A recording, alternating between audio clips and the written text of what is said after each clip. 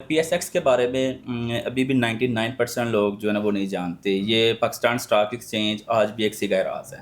ठीक है, तो मैं चाहता हूँ कि आप हमारी ऑडियंस को स्टार्ट से बेसिक से हम स्टार्ट लेते हैं कि पीएसएक्स पाकिस्तान स्टॉक एक्सचेंज है क्या और ये कैसे काम करता है। बेसिकली जो पाकिस्तान स्टॉक एक्सचेंज लिमिटेड है ना, यहाँ पे आप कह लें कि ये कैसा एक प्लेटफॉर्म है, ये कैसा फोरम है जहाँ पे पाकिस्तान की जो टॉप पब्लिक लिमिटेड कंपनीज है, प्राइवेट नहीं, जो पब्लिक लिमिटेड कंपनी है जो कि आवाम के पैसे से बनती हैं, वो यहाँ पे आके लिस्ट होती है और वहाँ पे ये ट्रेड करते हैं। तो बेसिकली जो है ना, पाकिस्तान स्टॉक एक्सचेंज ये कह लें कि एक ऐसा प्लेटफॉर्म है जो कि इन्वेस्टर्स को अपॉर्चुनिटीज़ देता है कि वो जो भी टॉप्स की कंपनीज है ना, वहाँ पे वो अपनी उन कंपनीज में अपना सिंपली वर्ड्स में कह लें कि उनको हिस्सादार बनने का अपॉर्चुनिटी मिलती है।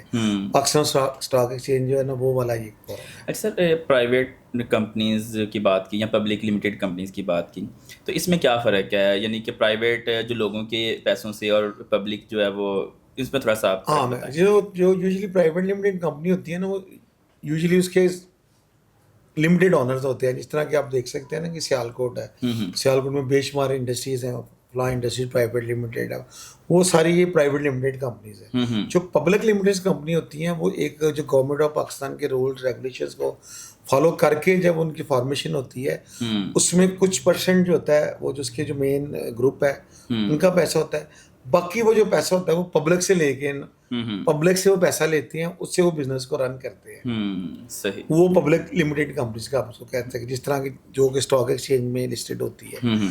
फिर वो जब वो कंपनी पब्लिक बनती है, उसको पब्लिक लिमिटेड फॉर्मेशन के बाद जब वो स्टॉक एक्सचेंज में आती है, फिर वहाँ पे एक रास्ता ओपन होता है, उसकी ट्रेडिंग स्टार्ट होती है। फिर उसमें कोई भी बंदा को खरीद रहा होता है, कोई बेच रहा होता है, उसमें कोई पार्टनर इन हो रहा होता है, कोई एग्जिट हो रहा है। इसमें ये मेजर डिफरेंस है प्राइवेट और पब्लिक लिमिटेड अच्छा में। सर, एक आम पाकिस्तानी इसमें पीएसएक्स में पाकिस्तान स्टॉक एक्सचेंज में कैसे इन्वेस्ट कर सकता है? वो कैसे इसमें सर पार्टिसिपेट अब करेगा? तो बड़ा इजी हो गया ये प्रोसेस। आपको आपको पता है डिजिटल दौर है, ऑनलाइन हर चीज़ इजीली है, तो अवेयरनेस बहुत ज़्यादा है, आपके पास टूल्स किट्स बहुत ज़्यादा है।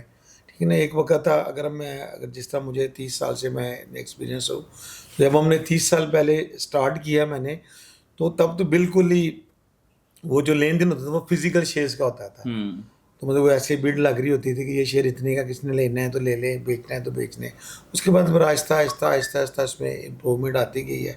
तो अब तो ये टोटली इसको उन्होंने कर दिया हुआ, डिजिटलाइजेशन है। हर चीज़ जो है ना वो इलेक्ट्रॉनिकली इसमें लेन देन होता है सारा। तो अब तो ये बहुत ईजी है। आप बड़े एक मुनासिब से छोटे से पैसों के साथ भी आप इसको स्टार्ट कर सकते हैं। पीएसएक्स बहुत ज़्यादा ब्रॉड कर गया है। 200+ ब्रोकरेज कंपनीज हैं इस वक्त अच्छा। पाकिस्तान में जो कि लोगों को सर्विसेज दे रही हैं। उनके प्लेटफॉर्म्स हैं। अकाउंट ओपनिंग का प्रोसेस बहुत ईजी है, डॉक्यूमेंट्स पूरे करें, आप बड़े माइनर से अमाउंट के साथ भी अपना 10, 15, 20 हज़ार से सर, इस बिजनेस को स्टार्ट कर अभी आपने सकते हैं। ब्रोकरेज की बात की है, तो जब हमने मीन्स कि कोई आम पाकिस्तानी, कोई आम शहरी पाकिस्तान स्टॉक एक्सचेंज में इन्वेस्ट करना चाह रहा हो, तो वो डायरेक्टली करेगा या ब्रोकर्स के थ्रू कर रहा होगा? एक्चुअली इसका एक सिस्टम है, एससीसीपी ने या पाकिस्तान स्टॉक एक्सचेंज ने एक सिस्टम इसका बनाया हुआ है। उसने कुछ मेंबर्स जो अपने उनके जो मेंबर्स हैं ना, कार्ड्स कह लें हम उसको, कार्ड लफ्ज बोलते हैं, कार्ड से रेडी होते हैं, जो उसके ऑथोराइज्ड मेंबर्स हैं ना, आप कोई भी उन्हीं के थ्रू आप वो खरीदो फरोख्त कर सकते हैं। और वो वही जो मेंबर्स हैं वही हैं जिन्होंने सारे उसके रूल्स एंड रेगुलेशंस को पूरा फॉलो करना है। करके, पूरा करके फिर जाके उनको वो मिलता है, वो फिर वो उसके थ्रू वो आप कर सकते हैं। सर, ब्रोकरेज की आपने बात की है, तो डेफिनेटली ब्रोकरेज के थ्रू ही लोग आएंगे यहाँ पे, तो फ्रॉड स्कैम इसमें मौजूद होगा कि ब्रोकरेज नहीं होंगे, वो लीगल नहीं हाँ होंगे या वो भी बीच में आ जाएं, जी, तो लोग बिल्कुल। कैसे बचें? मैं कैसे आपको पता बताता चलेगा हूँ, कि ये मैं बताता हूँ ब्रोकर आपको, बिल्कुल बहुत लीगल है या अच्छा नहीं है? क्वेश्चन है आपका। अब देखें, अब कोई भी ब्रोकरेज इंडस्ट्री में कोई ब्रोकरेज फर्म जब बनती है ना, वो उसके बनने के लिए वो सारे प्रोसीजर से वो फॉलो करते हुए, रिक्वायरमेंट्स को फुलफिल करते हुए, देन जाके वो ब्रोकरेज जो है ना उसको वो सर्टिफिकेट मिलता है, ट्रेडिंग राइट्स उसको जो हम बोलते हैं। अब इसमें होता ही है कि अगर हम यहाँ से नीचे पीछे चले जाएं, 10, 12 साल पहले बहुत ज़्यादा स्कैम हुए हैं कि मिसयूज़ होता था। फिर अब इन्होंने पिछले कुछ अरसे से उन चीज़ों को देखते देखते अब जो सिस्टम बनाया है ना, अब वो इतना स्ट्रांग हो गया हुआ है कि अब उसमें फ्रॉड का चांसेस कह लें कि रिस्क 5% रह गया, 95% चीज़ों पे उन्होंने ओवरकम कर लिया हुआ है। उसमें पहले ये होता था कि जैसे डिविडेंड एक बहुत है, हम आपने किसी कंपनी के शेयर खरीदते हैं, उसने डिविडेंड दिया है, वो पहले क्या होता था कि वो डिविडेंड्स जो है ना वो सारे चले जाते थे ब्रोकर के पास। वो कुछ ब्रोकर आगे फर्दर अपने क्लाइंट्स को पास ऑन करते थे, बाद में नहीं करते। अब उस चीज़ उन्होंने हल किया, निकाला, उसको उन्होंने अपग्रेडेड किया है।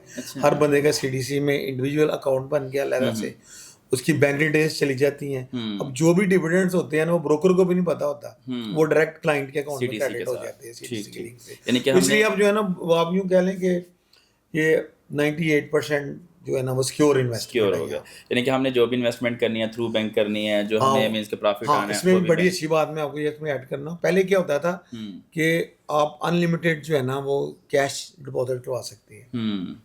अब ये भी उन्होंने पिछले कुछ अरसे से इस पर रिस्ट्रिक्शन लगा दी है कि जो भी लेन देन होगा वो थ्रू क्रॉस चेक होगा या आप ऑनलाइन प्रॉपर बैंकिंग चैनल के जरिए, इसलिए अब जो है ना उसके बहुत कम चांसेस रह गए।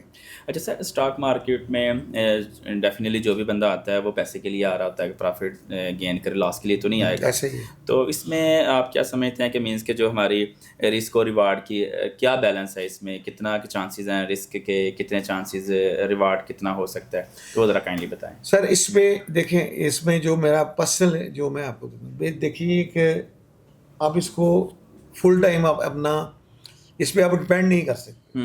ये बेसिकली आपकी एक इन्वेस्टमेंट है, ये आपका एक जो सेविंग्स है, इन अदर वर्ड्स कह लें, उनको आपके लिए इनको एक सेव करने के लिए एक अच्छा प्लेटफॉर्म है। ठीक है ना। इसमें जो मेरा वैसे पर्सनली ये होता है, मैं कहता हूँ यार स्टॉक मार्केट में वो पैसा आप लोगों को इन्वेस्ट करना चाहिए जिसकी कम से कम आपको साल या 2 साल की ज़रूरत नहीं है। और देखने में जो हमारे मुशाहदे में भी यही आया है कि जो लोग अपना स्पेयर पैसा रखते हैं मार्केट में वही लोग ज़्यादा गेन कर जाते हैं, उनकी गेन करने की रेशो बहुत ज़्यादा है।